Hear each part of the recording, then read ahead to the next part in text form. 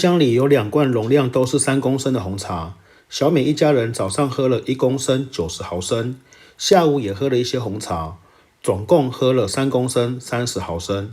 请问小美一家人下午喝了几公升几毫升的红茶呢？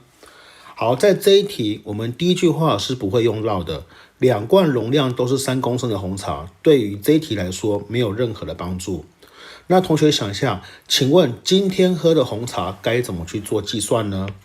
是不是早上喝的红茶加上下午喝的红茶会等于今天喝的红茶的量？ OK， 有了这个概念之后呢，我们就必须要去做减法的动作。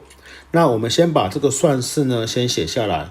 我们在写算式的时候，我们可以用直式来做计算，公升写下来，另外一个单位叫做毫升。这种方法是我们常常在计算单位的时候会常常用到的。那今天总共喝了3公升30毫升，我把今天喝的量去减掉早上喝的量，得到的结果是不是下午喝的量呢？那早上喝了1公升90毫升，好，那我们来做这个减法，减出来答案就会是下午所喝的量了。那这个地方我们公升跟公升分开来算，毫升跟毫升分开来算，所以中间老师会用虚线来做区隔。30毫升减掉90毫升是不是不够减？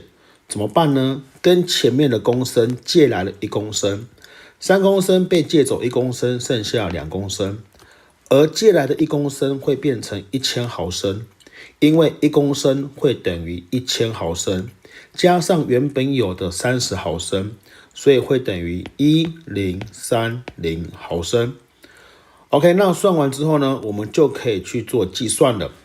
1030毫升减掉90毫升，算出来答案会等于940毫升。前面的公升2公升减掉1公升会剩下1公升，所以最后计算出来结果叫做1公升940毫升，而这个答案也会是下午所喝的量。我们这题答案要选择 B。